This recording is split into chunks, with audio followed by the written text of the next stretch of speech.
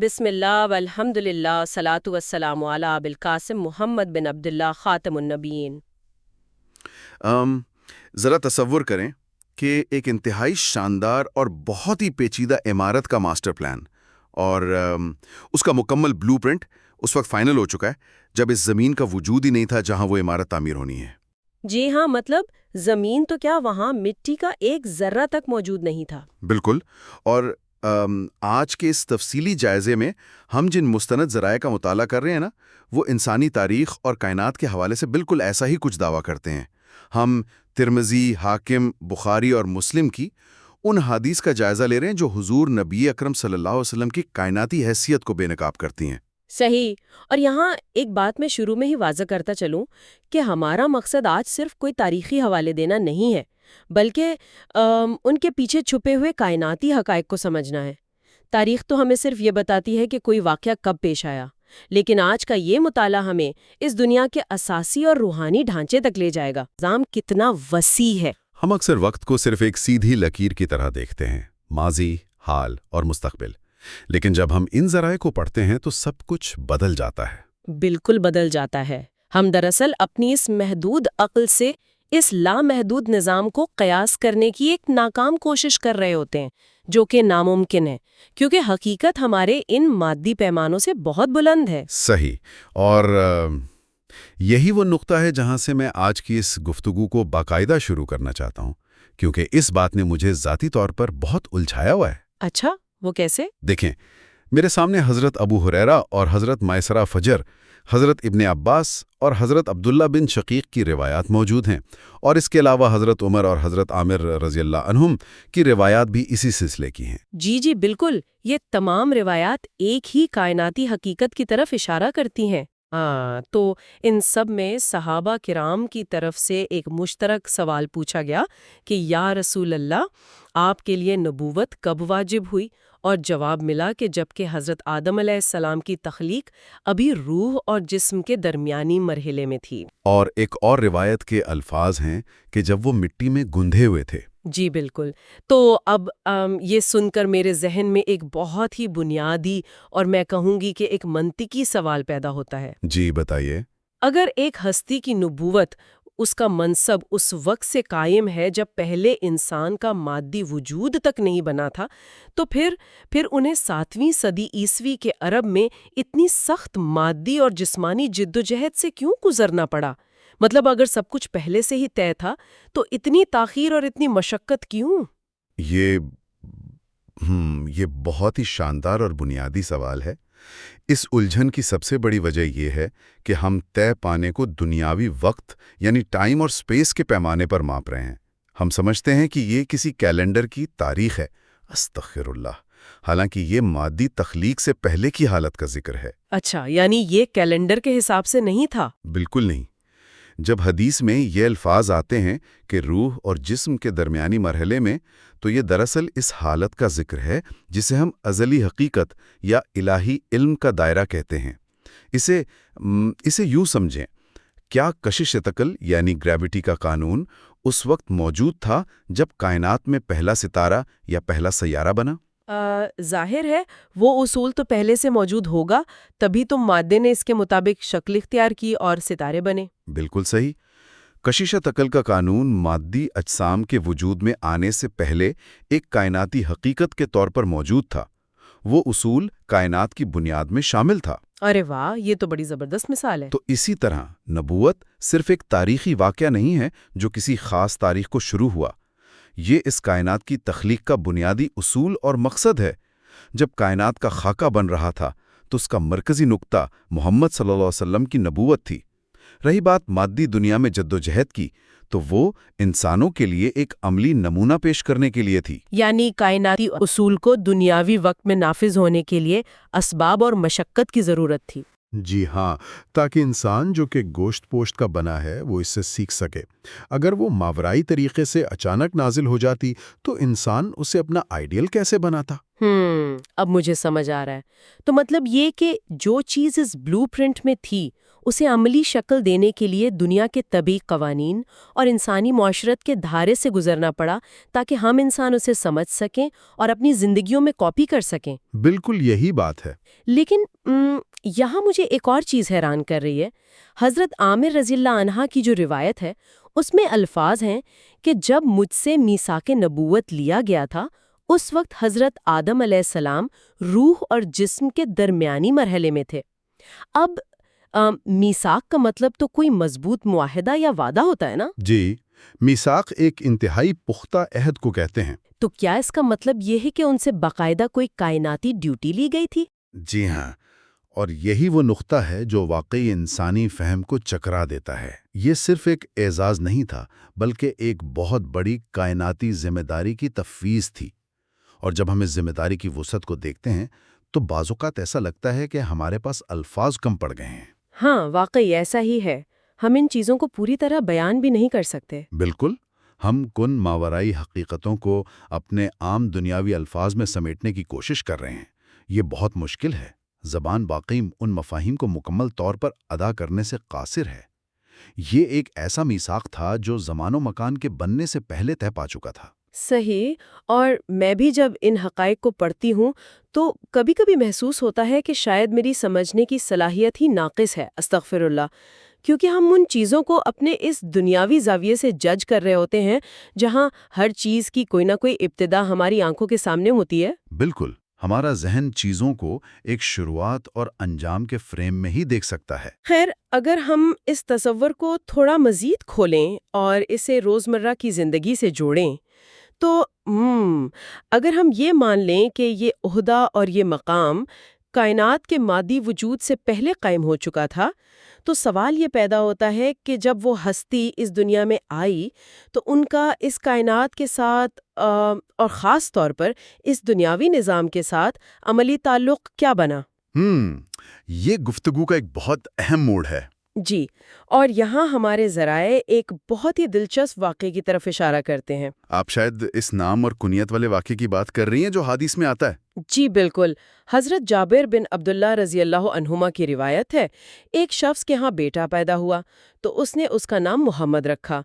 قوم نے اس پر اعتراض کیا کہ ہم تمہیں رسول اللہ صلی اللہ علیہ وآلہ وسلم کے نام پر نام نہیں رکھنے دیں گے۔ تو پھر وہ شخص یقیناً پریشان ہو گیا ہوگا۔ ہاں، وہ شخص بہت پریشان ہو کر بچے کو لے کر حضور صلی اللہ علیہ وآلہ وسلم کی خدمت میں حاضر ہوا تو آپ صلی اللہ علیہ وآلہ وسلم نے فرمایا کہ میرا نام رکھو اور میری کنیت ابو القاسم نہ رکھو، میں ہی قاسم ہوں اور تمہارے درمیان تقسیم کرتا ہوں۔ سبحان اللہ۔ اور اسی بات کو بخاری اور مسلم کی حضرت معاویہ رضی اللہ عنہ والی مشہور حدیث مزید واضح کرتی ہے۔ جی، اس میں کیا فرمایا گیا؟ اس میں فرمایا گیا کہ اللہ تعالیٰ جس کے ساتھ بھلائی کا ارادہ فرماتا ہے اسے دین کی سمجھ بوجھ عطا فرماتا ہے۔ میں تقسیم کرنے والا ہوں اور اللہ تعالیٰ عطا فرماتا ہے۔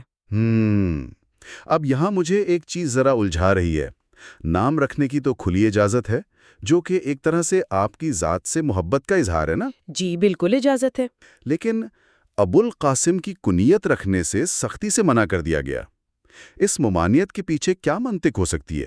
میرا مطلب ہے کہ کیا کوئی شخص محض کنیت رکھ لینے سے اس مقام پر تو نہیں پہنچ جاتا؟ تو پھر اسے روکنے کی ضرورت کیوں پیش آئی؟ دیکھیں، یہ سوال اس پوری گفتگو کا دل ہے۔ اسے سمجھنے کے لیے ہمیں یہ دیکھنا ہوگا کہ یہاں قاسم ہونے کا مطلب کیا بیان ہو رہا ہے۔ ہم عام طور پر قاسم کا لفظ سنتے ہیں تو ہمارے ذہن میں کیا آتا ہے؟ یہی کہ شاید کوئی مال غنیمت یا روپیہ پیسہ بانٹنے والا ہو۔ جی، لیکن یہاں حدیث کے الفاظ پر غور کریں۔ اللہ عطا فرماتا ہے اور میں تقسیم کرتا ہوں۔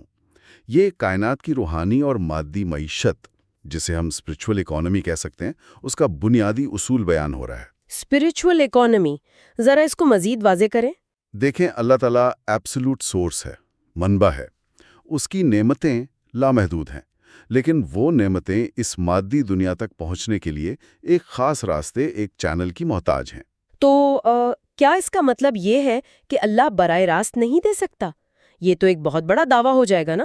مطلب میرا مقصد اللہ کی مطلق قدرت پر سوال اٹھانا نہیں ہے، بلکہ اس چینل کی ضرورت کو سمجھنا ہے کہ آخر اس واسطے کی ضرورت کیوں ہے۔ نہیں، اللہ یقیناً ہر چیز پر قادر ہے اور وہ براہ راست بھی عطا کر سکتا ہے، لیکن اس نے کائنات کا نظام ایک ترتیب اور واسطے کے ساتھ بنایا ہے۔ اسے ایک سائنسی مثال سے سمجھیں۔ جی بتائیے۔ جس طرح سورج کی روشنی براہ راست خلا میں موجود ہے اور وہ انتہائی طاقتور اور شدید ہے، لیکن زمین پر زندگی کو اس روشنی سے فائدہ اٹھانے کے لیے کرۂ ارض کے ماحول یعنی ایٹماسفیئر کی ضرورت ہے، جو اس روشنی کو فلٹر کر کے اسے قابل برداشت بنا کر زمین تک پہنچاتا ہے۔ اچھا، ہاں، اگر وہ ماحول نہ ہو تو وہی روشنی زندگی کو ختم کر دے گی۔ بالکل اسی طرح اللہ کی صفات اور اس کی نعمتوں کی تجلیات اتنی شدید اور لامحدود ہیں کہ مادی دنیا انہیں براہ راست برداشت نہیں کر سکتی۔ محمد صلی اللہ علیہ وسلم کا وجود مبارک وہ کائناتی ماحول یا واسطہ ہے جو اس لامحدود کو محدود دنیا کے قابل بنا کر اس کے ظرف کے مطابق تقسیم کرتا ہے۔ واہ، یہ مثال تو بہت ہی زبردست ہے۔ یعنی جب آپ صلی اللہ علیہ وسلم نے فرمایا کہ میں قاسم ہوں، تو یہ محض کوئی فخریہ جملہ نہیں تھا، بلکہ کائنات کے ایک چلتے ہوئے میکینزم کا اعلان تھا۔ 100%۔ اور یہی وجہ ہے کہ ابو القاسم کنیت رکھنے سے سختی سے منع فرمایا گیا۔ نام محمد محبت کی علامت ہے، آپ اپنے بچے کا یہ نام رکھ سکتے ہیں، لیکن ابو القاسم یعنی قاسم کا باپ یا قاسمیت کا منبع ہونا دراصل ایک کائناتی اتھارٹی کا ٹائٹل ہے۔ اچھا، اب بات سمجھ میں آئی کہ یہ کوئی عام کنیت نہیں تھی۔ جی، جب کوئی شخص خود کو ابو القاسم کہلواتا ہے تو وہ انجانے میں اس اتھارٹی میں شراکت کا دعویٰ کر رہا ہوتا ہے جو کائنات کے نظام میں صرف اور صرف ایک ہستی کے لیے مخصوص ہے۔ دنیا میں مال تو کوئی بھی بانٹ سکتا ہے، لیکن قاسم کائنات صرف ایک ہی ہستی ہے۔ یعنی وہ علم ہدایت، فہم دین اور حتیٰ کہ وجودی نعمتیں بھی اسی چینل سے تقسیم ہو رہی ہیں؟ بالکل، ہر چیز اسی در سے تقسیم ہو رہی ہے۔ یہ بات تو انسان کے سوچنے کے انداز کو مکمل طور پر جھنجھوڑ کر رکھ دیتی ہے۔ ہم اکثر اپنی ڈگریوں پر، اپنے مطالعے پر یا اپنی عقلی صلاحیتوں پر کتنا ناز کرتے ہیں کہ ہم نے خود محنت کی ہے، اور یہ کہنا کہ ہم نے خود اپنی محنت سے کچھ حاصل کیا ہے، استغفر اللہ، یہ کتنی بڑی بھول ہے۔ جی بالکل، ہم سمجھتے ہیں کہ یہ ہمارا اپنا کمال ہے، تقسیم ہو کر ہم تک پہنچ رہا ہے۔ بالکل درست۔ اور جب یہ احساس ہوتا ہے تب جا کر بندے کو پتہ چلتا ہے کہ یہ دعویٰ کرنا کہ میں ہی سب کچھ ہوں، استغفر اللہ، جو کہ سراسر جہالت ہے، اور یہی اس علم کا اصل پھل ہے۔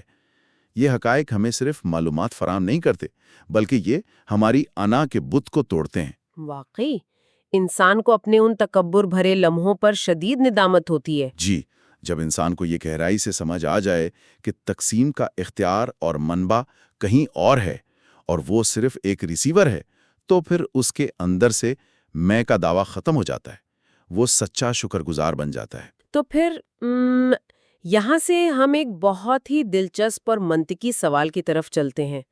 انسانی نفسیات کا ایک بہت ہی سادہ سا اصول ہے کہ جب کسی انسان کے پاس تھوڑا سا بھی اختیار، طاقت یا علم آتا ہے تو اس میں کہیں نہ کہیں تکبر یا ایک احساس برتری ضرور پیدا ہو جاتا ہے۔ یہ تو انسانی فطرت کی بہت بڑی کمزوری ہے نا؟ بالکل۔ تو اگر ایک ہستی کائنات کی واحد تقسیم کار ہو، جس کی اتھارٹی کا آغاز وقت کی پیدائش سے بھی پہلے ہو چکا ہو، تو دنیاوی نفسیات کے مطابق تو انہیں انسانوں سے ایک انتہائی فاصلے کا مطالبہ کرنا چاہیے تھا۔ انہیں تو عام انسانوں سے ملنا ہی نہیں چاہیے تھا۔ ان کا اپنا ذاتی رویہ کیا تھا؟ یہ اس تفصیلی جائزے کا سب سے خوبصورت اور میں کہوں گا کہ حیران کن پہلو ہے۔ یہ وہ مقام ہے جہاں دنیا کے تمام قائدین، بادشاہوں اور روحانی پیشواؤں کے بارے میں ہمارے بنائے گئے تمام تر تصورات ٹوٹ جاتے ہیں۔ مطلق طاقت اور کامل عاجزی کا ایسا امتزاج آپ کو پوری انسانی تاریخ میں کہیں اور نہیں ملے گا۔ ہمارے ذرائع میں حضرت ابن عباس رضی اللہ عنہما کی ایک روایت موجود ہے جو اس منظر کو بہت خوبصورتی سے کھینچتی ہے۔ جی، وہ بہت پیاری روایت ہے۔ سننے والوں کے لیے ذرا اس منظر کا تصور بناتے ہیں۔ مسجد نبوی کا صحن ہے، کچھ صحابہ کرام بیٹھے مختلف انبیاء کی فضیلتوں پر آپس میں بحث کر رہے ہیں۔ ایک نے حیرت سے کہا کہ کتنا عظیم مقام ہے کہ اللہ نے حضرت ابراہیم کو اپنا خلیل بنایا، یعنی اپنا دوست بنایا۔ جی۔ دوسرے نے کہا کہ حضرت موسیٰ کا اللہ سے کلام کرنا یعنی کلیم اللہ اور نجی اللہ ہونا اس سے بھی زیادہ حیران کن ہے۔ کسی تیسرے نے کہا کہ حضرت عیسیٰ کلیمت اللہ اور روح اللہ ہیں، اور ایک نے حضرت آدم کے چنے جانے یعنی صفی اللہ ہونے کا ذکر کیا۔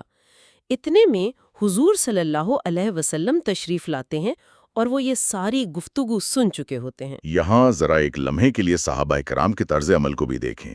وہ دیگر انبیاء کا کتنی محبت اور عقیدت سے ذکر کر رہے ہیں۔ یہ کوئی مقابلہ نہیں ہو رہا، بلکہ یہ بذات خود اسلام کی اس بنیادی تعلیم کا حصہ ہے کہ تمام انبیاء برحق ہیں اور ان کی فضیلت تسلیم کرنا ایمان کا حصہ ہے۔ لیکن اصل قابل غور بات حضور صلی اللہ علیہ وسلم کا رد عمل ہے۔ بالکل، ایک عام دنیاوی لیڈر اگر اپنے ماننے والوں کو کسی اور کی تعریف کرتے سنے تو شاید یہ کہتا کہ تم میرے سامنے دوسروں کی تعریفیں کیوں کر رہے ہو، یا انہیں جھڑک دیتا۔ جی، ایسے ہی ہوتا ہے دنیا میں۔ لیکن آپ صلی اللہ علیہ وآلہ وسلم نے ان میں سے کسی ایک کی فضیلت کو بھی نہیں جھٹلایا، نہ ہی اسے کم کیا۔ انہوں نے فرمایا کہ تمہاری بات بالکل ٹھیک ہے، ابراہیم خلیل اللہ ہیں، موسیٰ نجی اللہ ہیں، عیسیٰ روح اللہ ہیں، اور آدم کو اللہ نے چنا اور یقیناً ایسا ہی ہے۔ سب کی توثیق کر دی۔ اور اس کے بعد جب اپنی فضیلت بتانے کا وقت آیا تو الفاظ کا چناؤ دیکھیں۔ ہاں، آپ صلی اللہ علیہ وسلم نے فرمایا کہ سن لو، میں اللہ تعالیٰ کا حبیب ہوں اور مجھے اس پر کوئی فخر نہیں۔ میں قیامت کے دن حمد کا جھنڈا اٹھانے والا ہوں اور مجھے اس پر کوئی فخر نہیں۔ پہلا شفاعت کرنے والا اور جس کی شفاعت قبول ہوگی وہ میں ہوں اور مجھے اس پر کوئی فخر نہیں۔ عربی کے جو الفاظ بار بار آئے ہیں وہ ہیں ولا فخرہ۔ جی، ولا فخرہ، یعنی مجھے اس پر کوئی فخر یا تکبر نہیں ہے۔ اتنی بار دہرانے کے پیچھے کیا کائناتی اور نفسیاتی حکمت ہے؟ اس ولا فخرہ میں دراصل کمال درجے کی خودآگاہی اور بندگی پوشیدہ ہے۔ ایک طرف وہ اپنا مقام بتا رہے ہیں، یہ بتانا ان پر فرض تھا، کیونکہ اگر وہ اپنا مقام نہیں بتائیں گے تو امت کو حقائق کا علم کیسے ہوگا؟ بالکل، بتانا تو ضروری تھا۔ جی، لیکن دوسری طرف وہ فوراً اس کی وضاحت کر رہے ہیں کہ یہ فضائل میرے اپنے پیدا کردہ نہیں ہیں، یہ سراسر اللہ کی عطا ہیں۔ تکبر تب پیدا ہوتا ہے جب آپ سمجھیں کہ آپ نے یہ مقام اپنی ذاتی قابلیت سے پایا ہے۔ واہ، کتنی گہری بات ہے۔ آپ صلی اللہ علیہ وسلم کا ہر بار ولا فخرہ کہنا دراصل ہمیں یہ سکھا رہا تھا کہ انسان کا مقام جتنا بلند ہوتا چلا جائے، اسے ملنے والا انعام جتنا بڑا ہو، اس کی عاجزی اتنی ہی گہری ہونی چاہیے۔ اور اسی حدیث کا آخری حصہ ہے جو سیدھا انسان کے دل پر جا کر لگتا ہے۔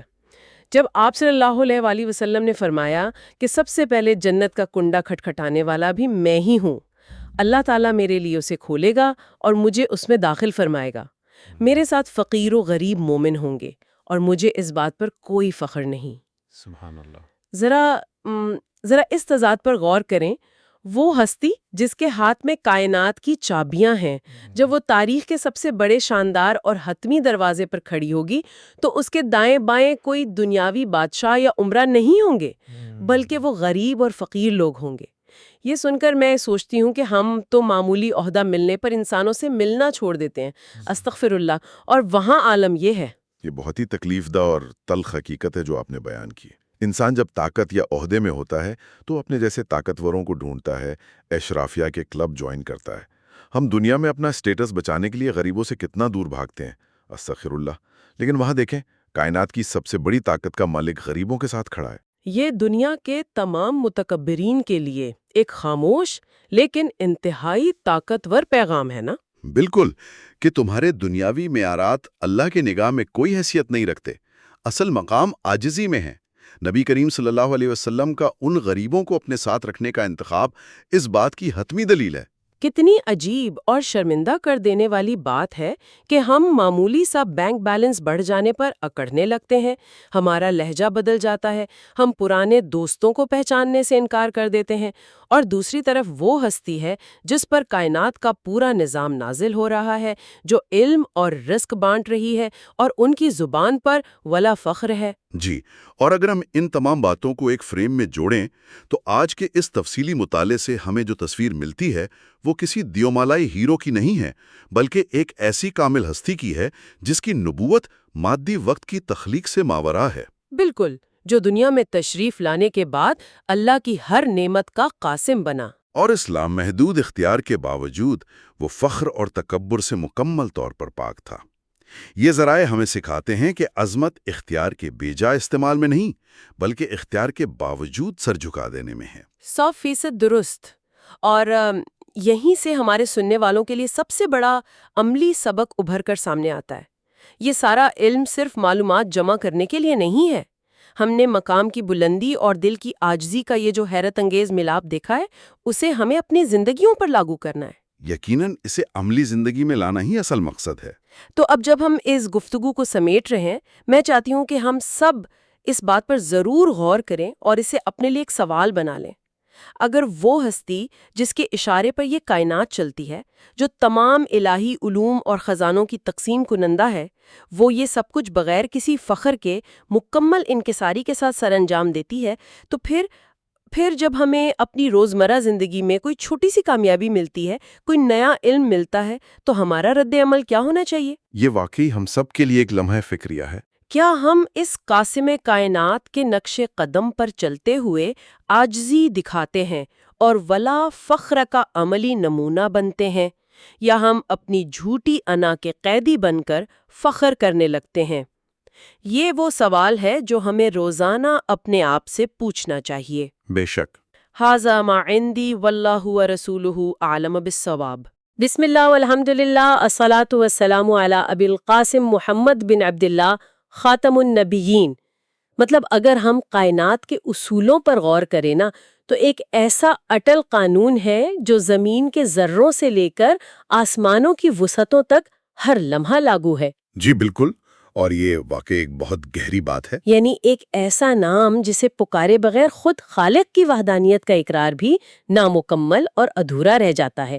ہم عام طور پر جب تاریخ پڑھتے ہیں تو سلطنتوں کے عروج و زوال یا دنیاوی کامیابیوں کی بات کرتے ہیں، جو کہ ایک عام سی بات ہے۔ بالکل۔ لیکن آج کی اس تفصیلی گفتگو میں ہم مادی دنیا کی حدود سے ذرا باہر نکلنے والے ہیں۔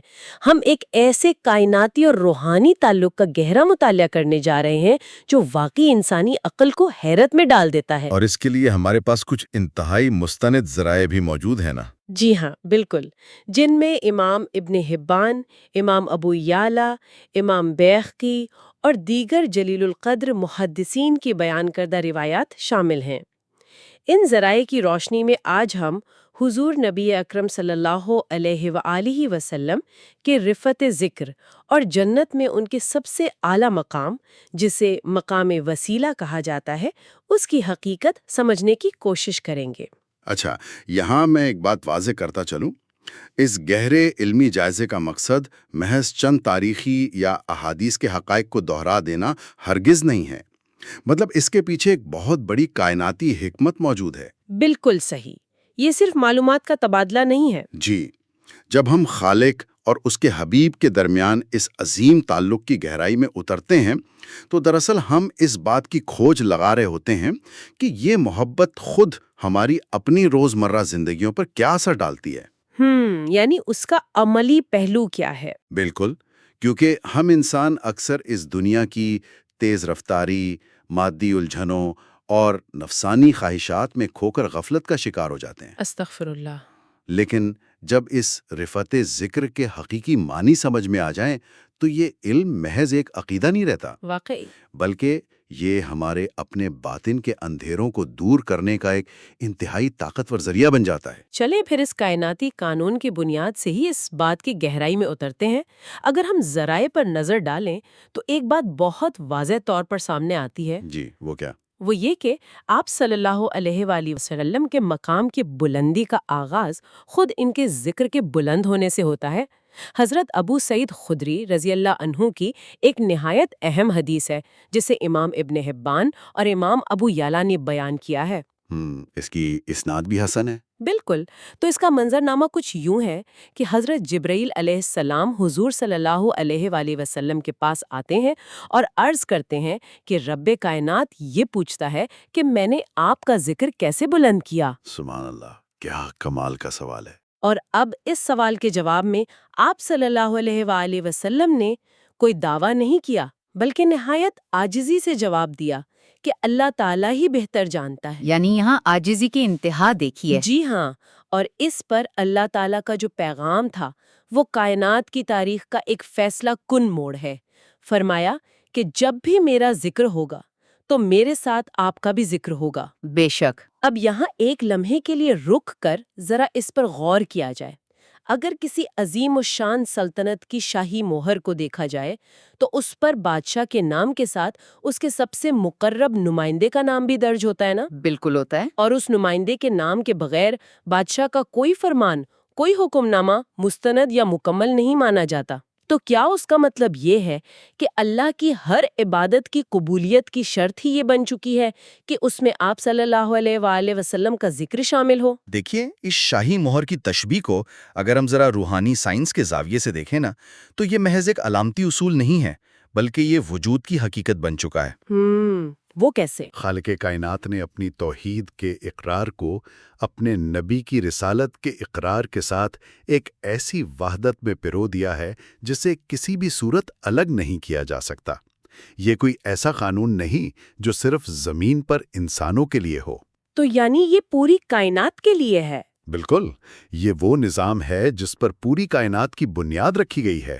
اذان، نماز یا کلمہ شہادت کو ہی دیکھ لیں، جہاں جہاں خالق کی وحدانیت کی گواہی ہے، وہیں حبیب کی رسالت کا اقرار اس کے اندر پیوست ہے۔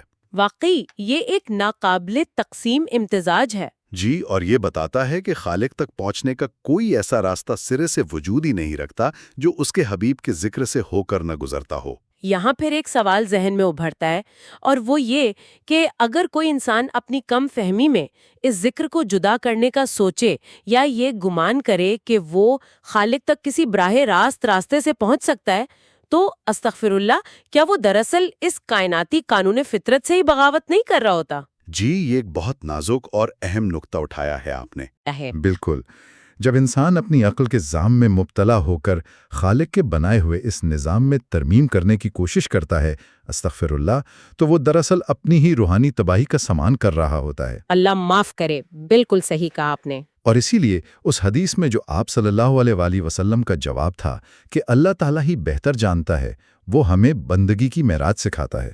وہ مقصور کائنات ہوتے ہوئے بھی مکمل سپردگی اختیار کرتے ہیں۔ اور پھر اس کمال درجے کی سپردگی کا صلہ کائنات کے مالک نے کیا دیا؟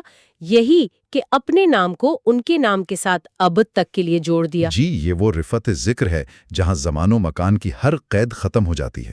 اچھا، اگر خالق کائنات کا نام اس کائنات کے سب سے عظیم انسان کے نام کے ساتھ ہر جگہ جڑا ہوا ہے، تو یہاں ذہن میں ایک اور پہلو بھی آتا ہے۔ بتائیے۔ یہ سوال اٹھتا ہے کہ اس منفرد رشتے کے بعد دیگر پیغمبروں کا مقام کس نوعیت کا رہ جاتا ہے؟ جی، یہ ایک بہت فطری سوال ہے۔ مطلب اللہ کے انصاف اور حکمت نے ان تمام عظیم ہستیوں کے درجات کا توازن کس طرح قائم کیا ہے؟ یہ وہ سوال ہے جو براہ راست ہمیں اپنے اگلے اہم ترین ماخذ کی طرف لے جاتا ہے۔ اور میں کہوں گا کہ یہ سوال اس مطالعے کا سب سے دلچسپ موڑ ہے، کیونکہ جب ذکر اس حد تک بلند ہو جائے تو اس مقام کا موازنہ تاریخ کے دیگر عظیم ترین انسانوں کے ساتھ کرنا ضروری ہو جاتا ہے۔ بالکل، تو ہمارے پاس حضرت ابو ہریرہ رضی اللہ عنہ سے مروی ایک حدیث ہے جسے امام بیہقی کے، امام دیلمی، علامہ سیوطی جیسے جلیل القدر محدثین نے بیان کیا ہے۔ اور اس حدیث کے الفاظ واقعی انسانی شعور کو جھنجھوڑ دینے والے ہیں۔ جی ہاں، اس میں بتایا گیا ہے کہ اللہ تعالیٰ نے حضرت ابراہیم علیہ السلام کو خلیل یعنی اپنا دوست بنایا، حضرت موسیٰ علیہ السلام کو نجی یعنی سرگوشی کرنے والا بنایا۔ بالکل، اور حضور صلی اللہ علیہ وآلہ وسلم کو اپنا حبیب یعنی محبوب بنایا۔ ہاں، اور پھر ایک انتہائی فیصلہ کن بات آتی ہے۔ اللہ تعالیٰ نے باقاعدہ اپنی عزت اور جلال کی قسم کھا کر فرمایا کہ میں ضرور اپنے حبیب کو اپنے خلیل و کلیم پر ترجیح دوں گا۔ سبحان اللہ۔ اب یہاں آ کر بات واقعی بہت دلچسپ ہو جاتی ہے۔ میں اس فرق کو ذرا گہرائی سے سمجھنا چاہتی ہوں۔ جی، خلیل اور حبیب دونوں الفاظ کا عمومی ترجمہ تو محبت یا دوستی ہی کیا جاتا ہے نا؟ جی، عام طور پر لوگ یہی سمجھتے ہیں۔ تو پھر خلیل اور حبیب کے درمیان وہ کون سا باریک لیکن کائنات کو بدل دینے والا فرق ہے جس کی وجہ سے خود کائنات کے مالک کو اپنی عزت کی قسم کھا کر اس فوقیت کا اعلان کرنا پڑا؟ یہ بہت گہری بات پوچھی آپ نے۔ کیا ہم یہ کہہ سکتے ہیں کہ ایک وہ ہے جو اللہ سے محبت کی انتہا پر ہے اور دوسرا وہ ہے جس سے خود اللہ محبت کی انتہا کرتا ہے؟ اگر ہم اس بات کو وسیع تر تناظر میں دیکھیں نا تو اس فرق کو سمجھنے کے لیے ہمیں ان دونوں عظیم پیغمبروں کی تاریخ پر ایک سرسری مگر گہری نظر ڈالنی ہوگی۔ جی ضرور۔ دیکھیں، حضرت ابراہیم علیہ السلام خلیل اللہ ہیں۔ انہوں نے اللہ کی محبت میں کیا کچھ قربان نہیں کیا، دہکتی ہوئی آگ میں کود گئے، اپنا گھر بار چھوڑا اور اپنے لخت جگر کو قربان کرنے کے لیے تیار ہو گئے۔ بالکل۔ تو یہ ہے وہ مقام جہاں ایک انسان اپنے خالق کی محبت میں اپنی ہستی مٹا دیتا ہے تو وہ خلیل بن جاتا ہے۔ دوسری طرف حضرت موسیٰ علیہ السلام ہیں جو کوہ طور پر جا کر خالق سے براہ راست ہم کلام ہونے کی تڑپ رکھتے ہیں، وہ نجی ہیں۔ اور حبیب کا مقام؟ جب ہم حبیب کے مقام کی بات کرتے ہیں تو یہاں اصول بالکل الٹ جاتا ہے۔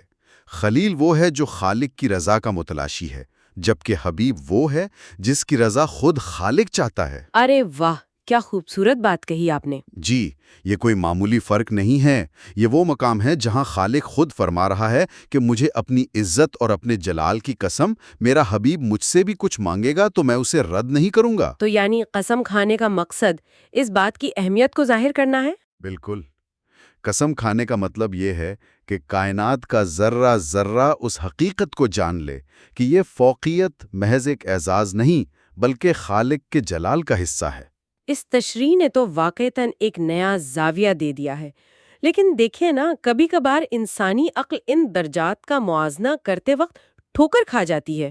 جی، ایسا اکثر ہوتا ہے۔ ہم نادانی میں ان عظیم پیغمبروں کا موازنہ اس طرح کرنے لگتے ہیں جیسے یہ کوئی دنیاوی رتبے کا مقابلہ ہو۔ استغفر اللہ، حالانکہ یہ سب ہستیاں عام انسانوں کی سوچ سے بہت ماوراء ہیں۔ بے شک، ان کا مقام ہماری سمجھ سے بہت بلند ہے۔ تو یہ حدیث ہمیں یہ بھی تو سکھاتی ہے کہ یہ درجات اللہ کے اپنے مقرر کردہ ہیں، اور حبیب کی فضیلت کسی دوسرے پیغمبر کی عظمت کو کم نہیں کرتی، بلکہ بتاتی ہے کہ محبت کی معراج کہاں ختم ہوتی ہے۔ اور یہی نقطہ اس پوری بحث کا مرکز ہے۔ جب ہم اللہ کی محبت اور اس کے مقرر کردہ درجات کو دنیاوی پیمانوں سے ناپنے کی کوشش کرتے ہیں، استغفر اللہ، تو ہم اس روحانی سائنس کی روح کو ہی کھو دیتے ہیں۔ بالکل صحیح کہا۔ حبیب کو خلیل اور نجی پر ترجیح دینا دراصل کائنات کے اس کمال کا اظہار ہے جس کے لیے یہ ساری کائنات تخلیق کی گئی۔ خلیل کا مقام بھی اتنا عظیم ہے کہ ہم انسان تصور نہیں کر سکتے، مگر حبیب کا مقام وہ ہے جہاں سے سب کو فیض ملتا ہے۔ تو اگر اس دنیا میں اور روحانی دنیا میں حبیب کا مقام اتنا منفرد اور بلند ہے تو اس کا سب سے بڑا اور حتمی ظہور آخرت میں کیسا ہوگا؟ جی، یہ ایک لاجواب سوال ہے۔ کیونکہ یہ دنیا تو بہرحال فانی ہے نا، اور یہیں سے ہماری گفتگو ایک اور حیران کن مرحلے میں داخل ہوتی ہے جسے ہم مقام وسیلہ کے نام سے جانتے ہیں۔ بالکل، جنت کا سب سے اعلیٰ درجہ۔ ہمارے ذرائع میں حضرت ابو سعید خدری اور حضرت ابو ہریرہ رضی اللہ عنہما کی احادیث موجود ہیں۔ ان روایات میں بڑی صراحت سے بیان ہوا ہے کہ حضور صلی اللہ علیہ وآلہ وسلم نے فرمایا کہ وسیلہ جنت میں اللہ کے ہاں ایک ایسا اعلیٰ درجہ ہے جس سے بلند کوئی درجہ نہیں۔ اور سب سے حیرت کی بات کیا ہے اس میں؟ وہی نا کہ یہ پوری کائنات میں تمام مخلوقات میں سے صرف اور صرف ایک انسان کو ملے گا، اور پھر آپ صلی اللہ علیہ وآلہ وسلم نہایت انکساری سے فرماتے ہیں کہ میں امید کرتا ہوں کہ وہ آدمی میں ہی ہوں گا۔ سبحان اللہ، اتنے بلند مقام پر بھی اتنی عاجزی۔ جی ہاں، اور اس کے ساتھ ہی آپ نے اپنی امت کو ایک عجیب ہدایت دی۔ فرمایا کہ مجھ پر درود بھیجو کیونکہ یہ تمہارے لیے زکوٰۃ یعنی پاکیزگی ہے، اور اللہ سے میرے لیے وسیلہ طلب کرو۔ اب دیکھیں، یہاں میرے ذہن میں ایک تضاد پیدا ہو رہا ہے جس میں شاید سننے والے بھی الجھ سکتے ہیں۔ تو اس سب کا آخر مطلب کیا ہے؟ بتائیے، کیا الجھن ہے؟ اگر اللہ تعالیٰ نے پہلے ہی اپنی عزت کی قسم کھا کر اپنے حبیب کو ترجیح دے دی ہے اور مقام وسیلہ بنا ہی صرف ان کے لیے ہے، تو پھر آپ صلی اللہ علیہ وسلم کو یہ اعلیٰ ترین مقام حاصل کرنے کے لیے کروڑوں عام انسانوں کی دعاؤں کی کیا ضرورت ہے؟ کیا ان کے مقام میں ان کی کوئی کمی ہے؟ استغفر اللہ، یا ان کو ہماری دعاؤں کی حاجت ہے؟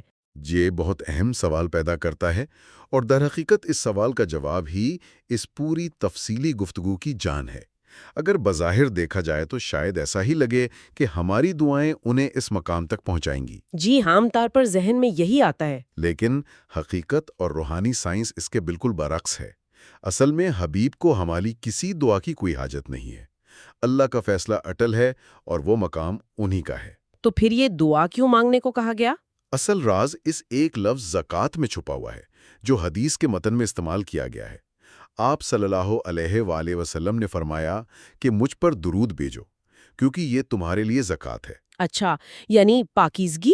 بالکل، جس طرح انسان اپنے مال میں سے زکوٰۃ نکالتا ہے تو وہ مال کو پاک کر دیتا ہے، اسی طرح یہ دعا دراصل انسان کی اپنی روح، اس کے اپنے باطن کی پاکیزگی کا ذریعہ ہے۔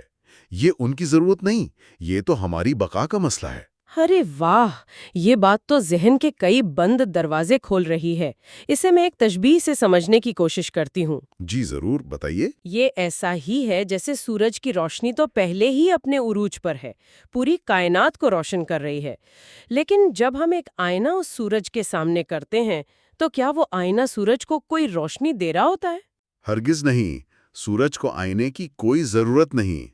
بالکل، لیکن وہ تاریک آئینہ سورج کے سامنے آنے کی وجہ سے خود روشن ہو جاتا ہے، چمک اٹھتا ہے۔ تو کیا ہم یہ کہہ سکتے ہیں کہ درود پڑھنا اور مقام وسیلہ کی دعا کرنا دراصل وہ روحانی آئینہ ہے جو ہم مقام مصطفیٰ کے سامنے کرتے ہیں، کیا بات ہے، آپ نے بالکل صحیح رخ پکڑا ہے۔ تاکہ اس کا نور ہماری اپنی تاریک روحوں کو روشن کر دے؟ یہ تشبیہ اس عمل کی پوری سائنس کو بہترین انداز میں واضح کر دیتی ہے۔ جب ہم روزمرہ کی زندگی میں سینکڑوں غفلتوں اور نفسانی خواہشات کے بوجھ تلے دبے ہوتے ہیں، استغفر اللہ، تو ہماری روح پر ایک زنگ لگ جاتا ہے۔ جی بالکل ایسا ہی ہے۔ ہمارے اپنے اعمال تو اتنے ناقص ہیں کہ وہ براہ راست اللہ کی بارگاہ میں قبولیت کا درجہ حاصل کرنے کے قابل نہیں ہوتے۔ تو خالق نے ہم پر یہ کتنا بڑا احسان کیا کہ ایک ایسی رسی پکڑا دی جس کا دوسرا سرا سیدھا مقام وسیلہ سے جڑا ہے۔ یعنی دعا ان کے لیے ہے لیکن فائدہ ہمارا اپنا ہے۔ بالکل، جب ہم کہتے ہیں کہ اے اللہ اپنے حبیب کو وہ مقام عطا کر، تو اللہ کو اپنے محبوب کا ذکر اتنا پسند ہے کہ وہ اس دعا کے صدقے، اس درود کی برکت سے دعا کرنے والے کے اپنے درجات بلند کر دیتا ہے۔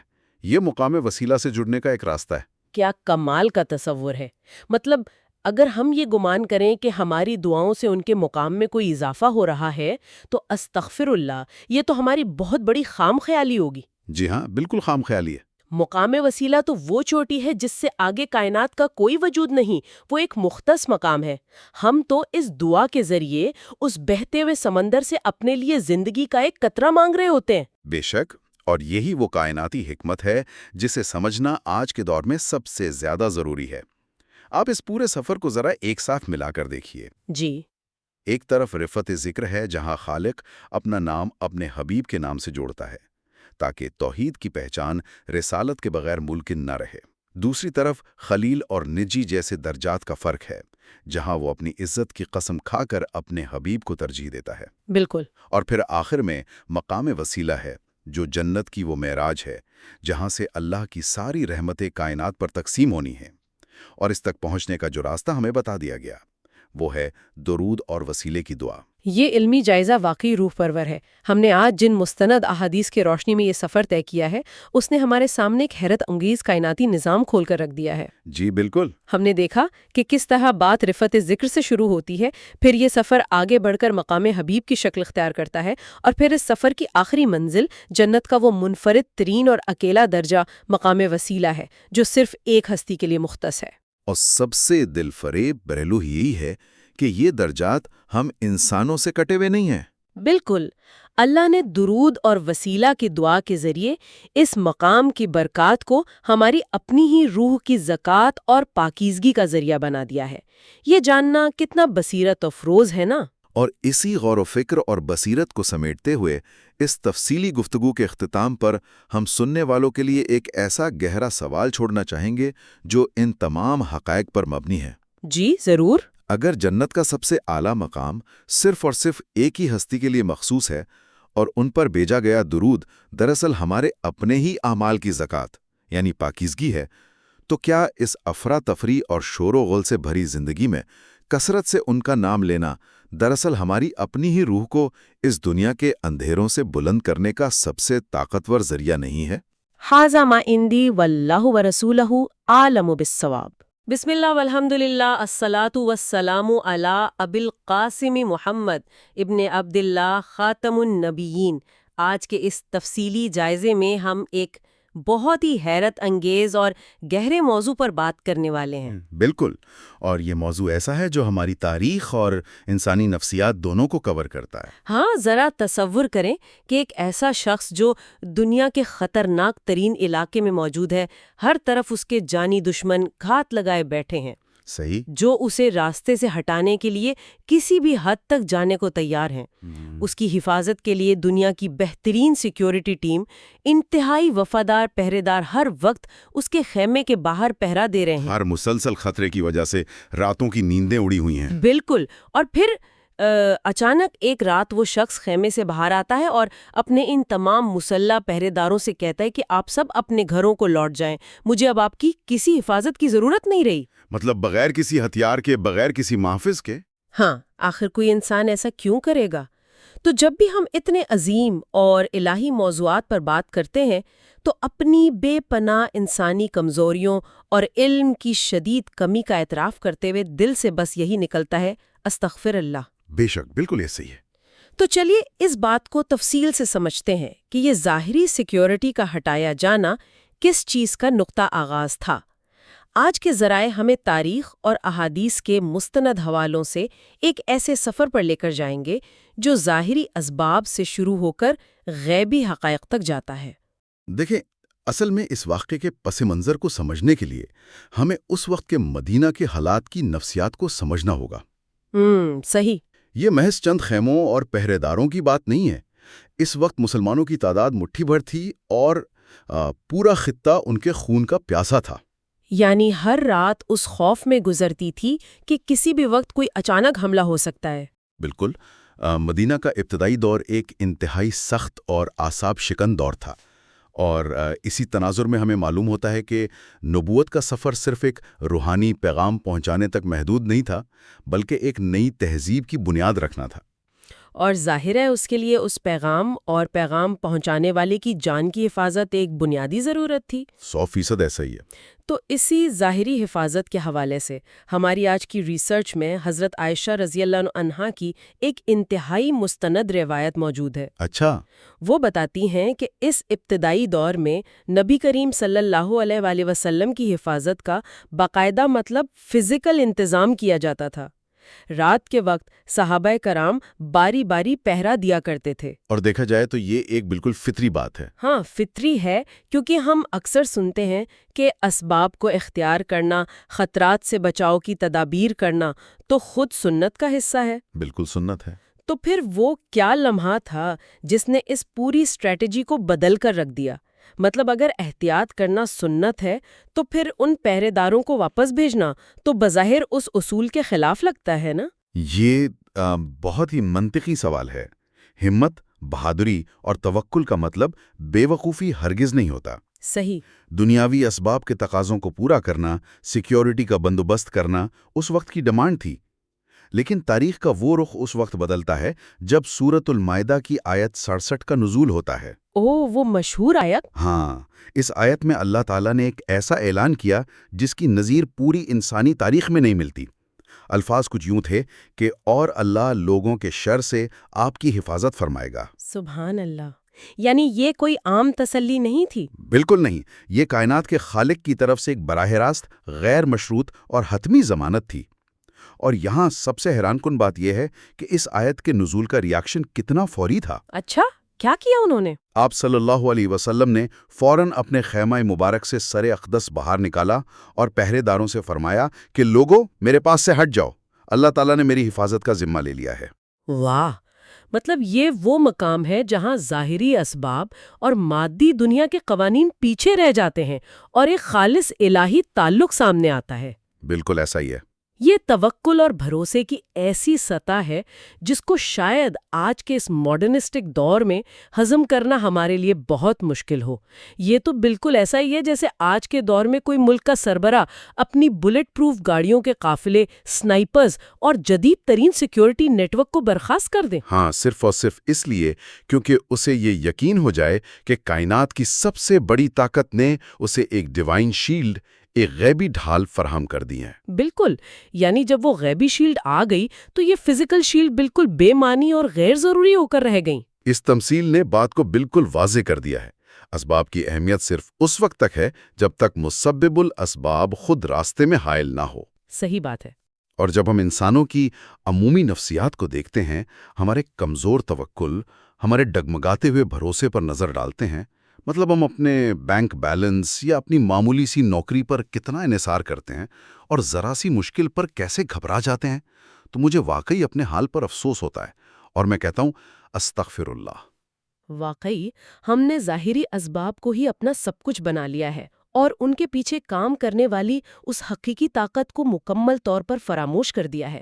ہاں، پہرے داروں کا ہٹایا جانا دراصل ایک عملی نمونہ تھا کہ جب اللہ کی طرف سے قطعی ضمانت آ جائے تو انسان کو دنیاوی سہاروں سے بے نیاز ہو جانا چاہیے۔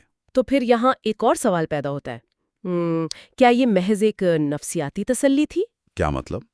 میرا مطلب ہے، کیا یہ صرف اندرونی سکون کا معاملہ تھا یا اس ڈیوائن شیلڈ کا، اس الہی ضمانت کا کوئی پریکٹیکل ٹیسٹ بھی ہوا تھا؟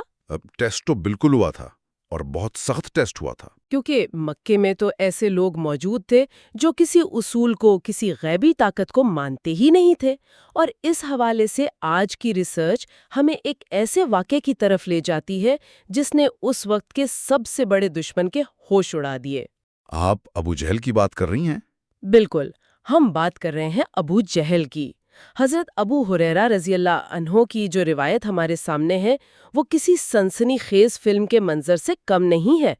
ابو جہل کوئی عام دشمن نہیں تھا، وہ قریش کا بہت بڑا سردار تھا۔ دیکھیں، اس واقعے کی گہرائی میں جائیں تو ہمیں اندازہ ہوتا ہے کہ ابو جہل کے لیے یہ صرف ذاتی دشمنی کا معاملہ نہیں تھا، بلکہ یہ اس کی سیاسی بقا اور اس کے بے پناہ تکبر کا مسئلہ تھا۔ صحیح، مکے کے معاشرے میں اس کی ایک خاص حیثیت تھی۔ نہیں، بالکل۔ جب اس نے دیکھا کہ اسلام کا پیغام تیزی سے پھیل رہا ہے تو اس نے ایک عوامی مجلس میں قریش کے تمام سرداروں کے سامنے انتہائی غرور کے ساتھ ایک قسم کھائی۔ کیا قسم تھی وہ؟ اس نے کہا کہ یات اور عزا کی قسم، اگر اس نے محمد صلی اللہ علیہ وسلم کو کعبہ کے پاس سجدے کی حالت میں دیکھا تو وہ ان کی گردن کو اپنے پیروں تلے روندے گا یا ان کا چہرہ خاک آلود کرے گا۔ استغفر اللہ! یہ تو کعبہ کے سائے میں پورے مکہ کے سامنے دیا گیا ایک کھلم کھلا چیلنج تھا، جس کا مقصد نعوذ باللہ آپ صلی اللہ علیہ وسلم کو سرے عام ذلیل کرنا تھا۔ ہاں، اور پھر وہ کلائمیکس کا لمحہ آ جاتا ہے۔ روایت بتاتی ہے کہ آپ صلی اللہ علیہ وسلم کعبہ کے پاس تشریف لائے اور نماز ادا کرنا شروع کی۔ اور ابو جہل تو وہیں تھا؟ بالکل، ابو جہل اپنے اسی تکبر اور غرور کے ساتھ آگے بڑھا۔ وہاں کھڑے قریش کے تمام سردار، مکہ کی پوری اشرافیہ سانسیں رو کے یہ منظر دیکھ رہی تھی کہ آج وہ اپنا وعدہ پورا کرے گا۔ اور وہ چلتا ہوا بالکل قریب پہنچ گیا؟ ہاں، وہ بالکل قریب پہنچ گیا، لیکن اچانک سب نے ایک عجیب و غریب منظر دیکھا۔ جو شخص گردن روندنے گیا تھا وہ اچانک الٹے پاؤں اپنی ایڑیوں کے بل پیچھے کی طرف بھاگنے لگا۔ واہ! اس کے ہاتھ ہوا میں اس طرح چل رہے تھے جیسے وہ خود کو کسی اندیکھی خوفناک چیز سے بچانے کی کوشش کر رہا ہو۔ اس کے چہرے کی رنگت اڑ چکی تھی اور وہ شدید دہشت میں تھا۔ ایک منٹ، تو ان سب کا مطلب کیا ہے؟ اس نے وہاں ایسا کیا دیکھ لیا تھا؟ اصل میں مادی دنیا کا پردہ چاک ہو گیا تھا اس لمحے۔ جب میں اس واقعے کے تصور میں جاتی ہوں، مطلب ایک طرف انسان کا اس حد تک بڑھا ہوا تکبر کہ وہ کائنات کے سب سے محبوب بندے کو نقصان پہنچانے کا سوچ رہا ہے، اور دوسری طرف اس کے نتیجے میں ظاہر ہونے والے اس دہشتناک اور خوفناک الہی غضب پر غور کرتی ہوں، تو بے ساختہ میرے رونگٹے کھڑے ہو جاتے ہیں اور زبان سے نکلتا ہے استغفر اللہ۔ واقعی انسان اپنی اس معمولی سی جسمانی طاقت اور دنیاوی حیثیت کے زوم میں یہ بالکل بھول جاتا ہے کہ وہ کس عظیم ہستی کے نظام سے ٹکرانے کی کوشش کر رہا ہے۔ بالکل صحیح کہا آپ نے۔ جب قریش کے لوگوں نے حیرت سے اسے روکا اور پوچھا کہ تجھے اچانک کیا ہو گیا، تو اس کے اپنے الفاظ یہ تھے کہ میرے اور ان کے درمیان آگ کی ایک بہت بڑی خندق تھی اور میں نے کچھ انتہائی خوفناک مناظر اور پروں والے بازو دیکھے۔ یا اللہ! ذرا اس کی نفسیاتی کیفیت کا اندازہ لگائیں۔ ہاں، وہ جو اللہ کی الہی حفاظت کی ضمانت تھی جسے ہم اندیکھی ڈھال کہہ رہے تھے، وہ اس ایک لمحے کے لیے ابو جہل کے لیے باقاعدہ فزیکل شکل اختیار کر گئی۔ اور پھر آپ صلی اللہ علیہ وآلہ وسلم نے خود اس واقعے کی حقیقت پر مہر ثبت کی۔ بالکل، انہوں نے فرمایا کہ اگر وہ میرے تھوڑا سا بھی اور قریب آ جاتا تو فرشتے اس کا ایک ایک عضو، اس کے جسم کا ایک ایک ٹکڑا نوچ لیتے۔ یہ کتنا خوفناک انجام ہوتا اس کا۔ لیکن انسان کی سب سے بڑی ٹریجڈی بھی یہی ہے۔ غرور انسان کی عقل پر ایسا پردہ ڈالتا ہے کہ وہ ان غیبی حقائق کو یکسر جھٹلا دیتا ہے جو دراصل اس پوری کائنات کے نظام کو چلا رہے ہیں۔ یہ بات تو ہے۔ ابو جہل نے وہ خندق دیکھی، وہ فرشتے دیکھے، لیکن اس کے باوجود اس کا دل نہیں بدلا، کیونکہ وہ اندر سے اندھا ہو چکا تھا۔ انسان اپنے غرور میں اندھا ہو کر ان غیبی حقائق کو جھٹلا دیتا ہے۔ اس پر تو میں یہی کہوں گا، استغفر اللہ۔ بالکل، اور یہ الہی حفاظت جس کا مظاہرہ اس آگ کی خندق اور فرشتوں کی صورت میں ہوا، یہ دراصل آپ صلی اللہ علیہ وسلم کے عظیم مشن کی تکمیل کے لیے تھا۔ یہ پیغام پوری انسانیت تک پہنچنا تھا، اس لیے قدرت نے ہر بیرونی اور مادی خطرے کو اس غیبی ڈھال کے ذریعے ناکام بنا دیا۔ صحیح، اور چلیں یہاں تک تو بات بالکل سمجھ میں آتی ہے۔ ظاہری اسباب ہٹ گئے، غیبی مدد آ گئی، ابو جہل جیسے فزیکل خطرات کو نیچا دکھا دیا گیا۔ ہاں، پھر وہ وقت بھی آ گیا جب یہ مشن اپنے عروج پر پہنچ گیا، مکہ فتح ہو گیا اور اسلام کو جزیرہ نما عرب میں ایک عظیم استحکام مل گیا۔ تو کیا اس کے بعد آپ صلی اللہ علیہ وسلم آخرکار مطمئن ہو گئے تھے؟ کیا اب سارے خطرات ٹل چکے تھے؟ یہ ایک بہت اہم سوال ہے۔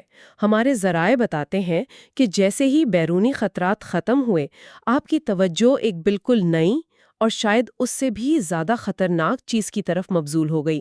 اور اس کا ثبوت ہمیں غزوہ احد کے پورے 8 سال بعد ملتا ہے۔ ہاں، غزوہ احد کی تاریخ اسلامی تاریخ کا ایک انتہائی حساس اور دردناک باب ہے۔ یہ وہ وقت تھا جب مسلمانوں نے اپنا بہت کچھ کھویا تھا، قریبی ساتھیوں اور رشتہ داروں کی جانیں قربان کی تھیں۔ لیکن 8 سال گزر جانے کے بعد جب اسلام غالب آ چکا تھا، اس مقام پر دوبارہ جانا ایک بہت ہی گہری معنویت اور ایک وسیع تر پیغام رکھتا ہے۔ بالکل، اور حضرت عقبہ بن عامر رضی اللہ عنہ کی وہ روایت جب ہم آج کے مطالعے میں دیکھتے ہیں تو یہاں آ کر بات واقعی بہت دلچسپ اور جذباتی ہو جاتی ہے۔ واقعی بہت جذباتی۔ روایت بتاتی ہے کہ غزوہ احد کے پورے 8 سال بعد نبی کریم صلی اللہ علیہ وآلہ وسلم شہدائے احد کی قبروں پر تشریف لے گئے اور وہاں کھڑے ہو کر انہوں نے شہداء پر اس طرح نماز پڑھی، ان کے لیے اس طرح دعا کی جیسے کوئی الوداع ہونے والا زندوں اور مردوں دونوں کو اپنی آخری نصیحت کر رہا ہو۔ ہاں، جیسے ان سے ہمیشہ کے لیے رخصت لے رہا ہو۔ بالکل، اس منظر کو چشمے تصور میں لائیں، جس میں بے پناہ محبت بھی ہے، ایک لازوال وفاداری بھی ہے اور ایک عظیم الشان طویل سفر کے اختتام کا گہرا احساس بھی ہے۔ اگر ہم اس واقعے کی ٹائم لائن کا تجزیہ کریں نا، تو یہ 8 سال بعد کا جو وقت ہے، یہ آپ صلی اللہ علیہ وسلم کی ظاہری حیات مبارکہ کے بالکل آخری ایام، آخری مہینوں کی بات ہے۔ یعنی یہ کوئی روٹین کا دورہ نہیں تھا۔ نہیں، بالکل نہیں۔ یہ اس بات کا کمال ثبوت تھا کہ جس ہستی نے دنیا کے نقشے بدل دیے، وہ ان لوگوں کو فراموش نہیں کر سکیں جنہوں نے اس وقت اپنی جانیں قربان کی تھیں جب اسلام انتہائی کمزور اور مشکل ترین دور سے گزر رہا تھا۔ صحیح۔ خزانوں کی کنجیاں ادا کر دی گئی ہیں۔ یہ کوئی عام جملہ نہیں تھا۔ اس بے مثال وفاداری، محبت اور اس خلوص کے سامنے جب میں آج کے اس ماڈرن دور میں ہماری اپنی انسانی خود غرضی کا موازنہ کرتی ہوں نا، کہ ہم کتنی جلدی اپنے مشکل وقت کے ساتھیوں، اپنے محسنوں کو اپنے اچھے وقت میں بھول جاتے ہیں، تو میرے دل سے شدید ندامت کے ساتھ بس یہی نکلتا ہے، استغفر اللہ۔ بے شک ہم بہت جلد فراموش کر دیتے ہیں۔ کہاں وہ ہستی جو زمین کے خزانوں کی کنجیاں ملنے کے بعد بھی 8 سال پرانے شہداء کو یاد کر رہی ہے، اور کہاں ہمارا طرز عمل۔ لیکن میں اس جملے کی طرف واپس آنا چاہوں گی۔ جی فرمائیں۔ زمین کے خزانوں کی کنجیاں ملنے کا واضح مطلب یہ تھا کہ اب ان قریب مسلمانوں پر روم اور ایران کی سلطنتیں فتح ہونے والی ہیں، ان پر بے پناہ دولت اور وسائل کے دروازے کھلنے والے ہیں۔ بالکل ایسا ہی ہے۔ وسلم نے اپنی امت کے حوالے سے اپنا ایک ایسا ڈر بیان کیا جس نے سب کو حیران کر دیا۔ اور وہ ڈر کیا تھا؟ ممبر پر کھڑے ہو کر آپ صلی اللہ علیہ وسلم نے جو الفاظ فرمائے وہ آج کی سوشیولوجی اور نفسیات کے ماہرین کے لیے بھی ایک کیس سٹڈی ہے۔ اچھا، کیا فرمایا انہوں نے؟ آپ نے فرمایا کہ میں تمہارا پیشرو ہوں اور تم پر گواہ ہوں، مجھے یہ ڈر نہیں کہ تم میرے بعد شرک کرو گے۔ ذرا ان الفاظ کی گہرائی پر غور کریں۔ 1 منٹ رکیں، یہ ایک بہت بڑا دعویٰ ہے۔ کیسے؟ جس مشن کی بنیاد ہی بت پرستی کے خاتمے پر تھی، اس کے بانی یہ فرما رہے ہیں کہ اب شرک کا ڈر نہیں رہا۔ تو پھر ڈر کس بات کا تھا؟ اگر شرک سب سے بڑا گناہ تھا تو وہ کون سی چیز تھی جو اس سے بھی زیادہ بھیانک روپ دھار کر سامنے آنے والی تھی؟ اس سے ایک اہم سوال پیدا ہوتا ہے، اور یہی وہ مقام ہے جہاں ہمیں تہذیبوں کے عروج و زوال کا اصل میکانزم سمجھ آتا ہے۔ اصل خطرہ بیرونی نہیں بلکہ اندرونی تھا۔ اندرونی خطرہ؟ وہ کیسے؟ آپ صلی اللہ علیہ وسلم نے واضح فرمایا کہ مجھے ڈر اس بات کا ہے کہ تم دنیا کی محبت میں مبتلا ہو کر ایک دوسرے سے دنیاوی فائدوں کے لیے مقابلہ کرنے لگو گے۔ اسے سمجھنے کی کوشش کریں، جب ایک قوم حالت جنگ میں ہوتی ہے نا تو وہ متحد ہوتی ہے۔ ہاں، وہ مل کر بقا کی جنگ لڑ رہے ہوتے ہیں۔ لیکن جب اچانک بے پناہ دولت آتی ہے تو انسان کی نفسیات سروائیول سے نکل کر سٹیٹس کی طرف چلی جاتی ہے، اور سٹیٹس تب تک حاصل نہیں ہوتا جب تک آپ کسی دوسرے کو خود سے کمتر ثابت نہ کریں۔ او بالکل۔ یہیں سے مسابقت، حرص، حسد اور لالچ پیدا ہوتا ہے، جو معاشرے کو اندر سے ٹکڑے ٹکڑے کر دیتا ہے۔ اور اس دنیاوی لالچ کی بیماری پر بات کرتے ہوئے مجھے واقعی ندامت ہوتی ہے، اور میں کہتا ہوں استغفر اللہ۔ یہ بات ذہن کے دریچے کھول دیتی ہے۔ یہ بالکل ایک آٹو امیون بیماری کی طرح ہے۔ بالکل درست مثال دی آپ نے۔ ابو جہل ایک بیرونی انفیکشن تھا جس کے خلاف غیبی شیلڈ آ گئی، مدافعتی نظام نے اس کا مقابلہ کر لیا۔ لیکن یہ جو مال و دولت کی ہوس ہے، دنیاوی مسابقت ہے، یہ تو وہ بیماری ہے جس میں انسان اپنے ہی بھائی کا، اپنے ہی پڑوسی کا حق مارنے سے گریز نہیں کرتا، صرف اس لیے تاکہ وہ دنیا کی دوڑ میں اس سے آگے نکل سکے۔ یہ بیرونی تلواروں سے کہیں زیادہ خطرناک قاتل تھا۔ اور اگر ہم تاریخ پر نظر ڈالیں کہ کس طرح مسلمانوں نے آپس میں دنیا کے لیے، تخت اور زمینوں کے لیے ہولناک جنگیں لڑیں اور یہ پیشن گوئی سچ ثابت ہوئی، تو تاریخ کے ان تلخ حقائق پر غور کرتے ہوئے میں شدید حسرت سے یہی کہتی ہوں، استغفر اللہ۔ بے شک یہ ایک بہت تلخ حقیقت ہے۔ بے تحاشا طاقت اور دولت اگر روحانی تربیت کے بغیر آ جائے تو وہ بدترین عذاب بن جاتی ہے۔ بالکل۔ اور ماہر، اگر ہم اس پورے سفر کو سمیٹیں تو ہمیں دو انتہائی متضاد پہلو نظر آتے ہیں۔ وہ کون سے؟ ایک طرف ظاہری دشمنوں جیسے ابو جہل سے تو اللہ نے حفاظت کی ضمانت دے دی، فرشتوں کی ڈھال فراہم کر دی، لیکن دولت اور حرص کا اندرونی دشمن وہ ہے جس سے بچنے کی تنبیہ آپ صلی اللہ علیہ وآلہ وسلم نے آخری ایام میں کی۔ کیونکہ یہ وہ دشمن ہے جس سے بچانے کے لیے کوئی فرشتہ آسمان سے نہیں اترے گا، اس سے انسان کو خود اپنے نفس سے لڑ کر مقابلہ کرنا ہوگا۔ بالکل۔ آج ہم نے مستند حوالوں سے یہ سیکھا کہ ایک ایسا رہنما جس نے الہی بھروسے پر اپنے پہرے دار ہٹا دیے، جس کی حفاظت کے لیے فرشتے اور غیبی خندقیں موجود تھیں، اور جو اپنی زندگی کے آخری ایام میں اپنے پیروکاروں کے لیے دشمنوں کی تلوار سے نہیں بلکہ دولت اور دنیاوی لالچ سے خوفزدہ تھا۔ اور یہ کوئی ایسی پرانی تاریخی بات نہیں ہے جو کتابوں میں بند ہو گئی، یہ آج کے ہائپر کیپٹلسٹ دور کی سب سے بڑی حقیقت ہے۔ ایک دوسرے سے آگے نکلنے کی دوڑ ہی وہ وائرس ہے جو ہماری روحوں کو بیمار کر رہا ہے۔ تو اس تفصیلی جائزے کے اختتام پر سننے والوں کے لیے ایک آخری سوچنے کی بات جس پر ہم سب کو غور کرنا چاہیے۔ کیا ایسا نہیں کہ آج ہم اپنی تمام تر توانائیاں، اپنی ذہانت صرف اور صرف بیرونی خطرات سے بچنے پر لگا دیتے ہیں؟ ہم مضبوط تالے لگاتے ہیں اور فائنینشل سیکیورٹی کے حصار بناتے ہیں۔ ہاں، جبکہ وہ چیز جو در حقیقت ہمیں اندر سے کھوکھلا کر رہی ہے، جس نے ہمارے گھروں کا سکون تباہ کر دیا ہے، وہ دنیا کی لامتناہی دوڑ اور مال و اسباب کی وہ محبت ہے جس کے بارے میں 1400 سال پہلے ہی خبردار کر دیا گیا تھا۔ بہت ہی گہری اور فکر انگیز بات ہے یہ وہ سوال ہے جس کا جواب ہمیں خود اپنے اندر تلاش کرنا ہے۔ بالکل۔ ھذا ما عندی واللہ ورسولہ اعلم بالصواب۔